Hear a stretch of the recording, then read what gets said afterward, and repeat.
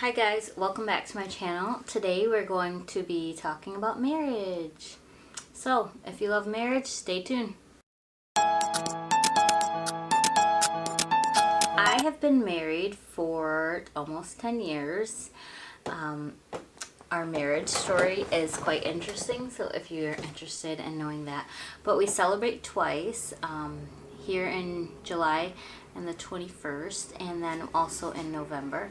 So this year we are planning a big vacation, 10-year celebration with our family, and I'm very excited about that. So it's almost like I've already started like thinking about 10 years of being married. It's kind of crazy. I don't think I would have ever thought that, but it's been interesting. Awesome, and I wouldn't change it for the world. We have 4 kids, so it has flown by. It's so busy, like so busy. And I just can't believe 10 years has gone by and we're married already. It seems like yesterday. But anyway, so I thought I could talk a little bit on marriage for you and give you some tips and advice that maybe might help your marriage. Some things that have definitely helped our marriage and things that we practice and still do. So, yeah. Let's see. The first one I would probably say is like we came into the marriage with the idea that we would each give 100% of us.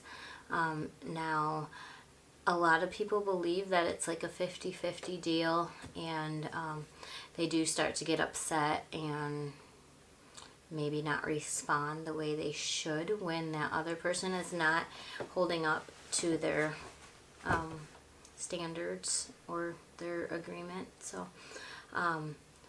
we just both always thought that, you know, if you love someone, you're not keeping track and you're giving all that you have with all of your heart, not for anything in return, but because you love that person. So we are in agreement with that, and so I think that helps when you both have the same idea of what marriage is going to be like. Now, there are definitely seasons where you can't give 100%, and that's not what I'm talking about. You know, whether you're sick or if you have something happen to you, maybe you're going through a depression season or just anything like that. I mean, you're not going to always be able to give 100%, but for the most part, in your mind, you're always thinking, what can I do to help this person? What can I do to ease the load? What can I do to be there for them and let them know that I love them? So that's just kind of the mindset we operate in. It's more along the lines of like, marriage is a covenant, not really a contract, where a contract is an agreement between two people, and if one person doesn't uphold what was said or what they agreed to, then the contract is void and the other person no longer has to hold up their end as well. So with a covenant, you do agree that no matter what, you're all in. Number 2 is that your marriage is like a fire, and we love bonfires here. I love the fall. It's my favorite season, and if you don't tend to the fire and stir it up, and marriage is like a fire, and if you want it to continue to burn and do what it's supposed to, be beautiful, warm people in a sense, then you have to tend to it, and you have to put things in it to keep it aflame, and you have to shake it up a little bit, and just do different things to keep the fire within going, if you know what I mean. So get creative and do what you gotta do. Tend to your fire. Some ideas might be to talk. I know for women, we are talkers and we like to talk. So a lot of the times you feel alone if your husband doesn't hear your heart, and that's just not really on their mind. They don't operate like that, so they're just, you have to, you know, be able to have that time to talk, and hopefully you have someone that is willing to do that. Not everyone is willing to do that, or maybe every time you go to talk you get into a fight or something, but don't give up and just keep trying. And I believe in prayer, so I would say keep praying for your spouse if you can't talk. I know that's very important, especially for women. Like, we have to be heard. So go on dates. That would be another part of tending to your fire. We try to make it a point to go once a month. If you can do more, awesome. Do it. And if you can't, just do something and put it on the calendar in permanent marker. So you have to go. No matter what happens, you go on your date. And make some boundaries on that date. Like, one I like that someone had told us before was, we're not going to talk about our kids on the date. And just remember why your whole family started, was you two falling in love. So talk about you guys and just invest in yourselves, in your marriage. So make the other person feel special. That would be another tip, just to tend to your fire. And you can do 1,000,001 things, especially if you really understand how your spouse feels loved. Kind of understand their love language. There's plenty of books out there on that too, if you need help to kind of understand what things you can do so that they feel loved. Every once in a while, do the things that will help them to know that they're loved. Number 3, stay connected spiritually. This is a big one. It's been really nice to get up in the morning before all the kids wake. You have to do that quietly. And just talk and connect spiritually. So we make sure we listen to each other as to what God is saying to you and where you feel like He's leading you.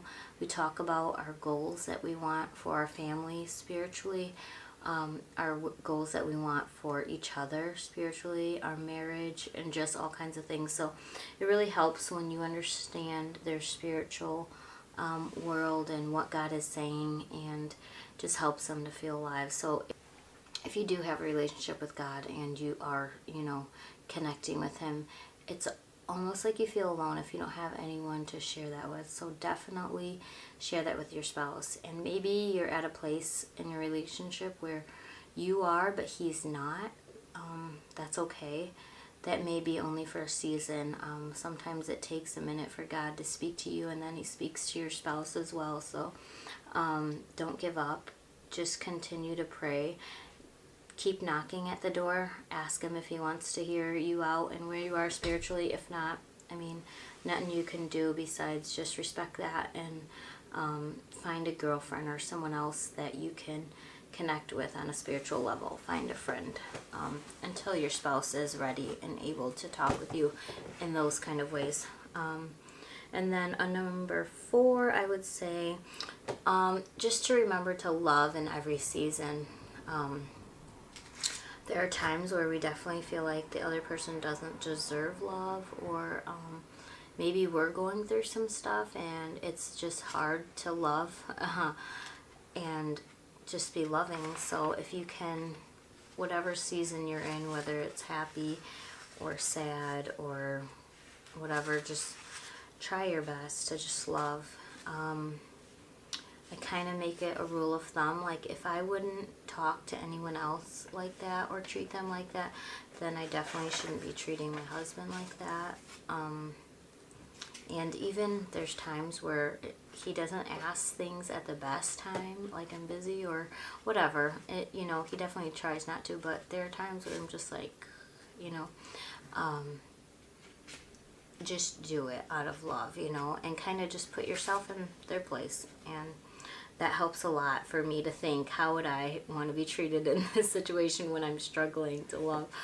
And it definitely helps to get you out of your little rut or whatever you're thinking or feeling, and just be there. So number 5, I would say, and these all kind of overlap each other too in a way. So number 5, I would say set some boundaries in your marriage. If you establish early that there are boundaries when it comes to fighting, we're not going to go here, we're not going to say this, we're not going to do that, because once words are spoken, you can't get them back. And sometimes, even if you don't want to, even if you didn't mean it, even if you're sorry, they will replay in their heads. So I have a little one knocking at the door. So set boundaries as to what's acceptable in fighting and what's not. And just whatever issues you have, make sure you set boundaries so that when stuff arises, you're both very clear of what's expected, what's not acceptable, and what is acceptable, so that you can stand your ground when you have to discuss it and stuff like that. And you know what the other person is expecting of you, and there's no guessing. If you can. If you have any comments or questions, list them below. I'll be glad to try to help you. But for us, it just has helped to have boundaries. Just for example, we're not going to be rude or disrespectful or degrading to one another. We're not going to bring up each other's past. Just stuff like that. We believe in forgiveness and all of that. So for us, it's just like how Christ would handle it. When you mess up, Christ doesn't throw your past at. He loves you, and luckily we both understand God's love, so we have a great example of how we should love each other as well. So if you do need help or you have questions, I would be glad to help you in that area. But establish boundaries. That always helps.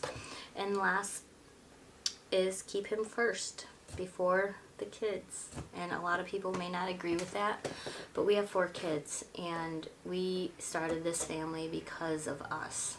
And so we have to remember that God comes first for us, and then each other, and then our kids, and then family. So that's just the rule. My kids understand it, they know it, they realize it. And to be honest, if we don't have a good marriage, then none of this will work. It will fall apart. All of this will crumble to the ground, and heaven forbid my children would ever have to deal with something like that. So keep each other first and keep your marriage first. If you have any other ideas too as to what has helped your marriage, I would love to know.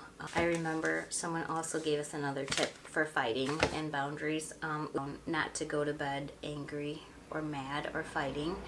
And we kind of make that rule for our children as well. If we get in a fight or disagreement or something, I usually make my way up there and talk with them before they go to sleep, or their father does. But it's the same with marriage. Now, not to say we have never done that. We have went to sleep mad. I have issues when I get mad. I shut down and I pull away, and he knows that. We've talked about, those type of things when we get angry and stuff. And so he knows now that he needs to pray and be there for me, and he doesn't let me go to sleep until I've talked, and he will try and try and try until I talk. So best tip ever, communicate. Communicate. Even if you're fighting, it's still communicating. Just keep it respectful, keep the boundaries. Listen to each other, and obviously don't fight in front of the children or whatever, but talk. Even if it's not going to get resolved, you can get somewhere if you're talking or arguing, as long as it's not escalating and getting crazy. And that's a whole nother video then. If you have someone that's violent with you, that definitely is a whole different ball game than what I'm talking about here. So hope this helps, and talk to you later. Bye.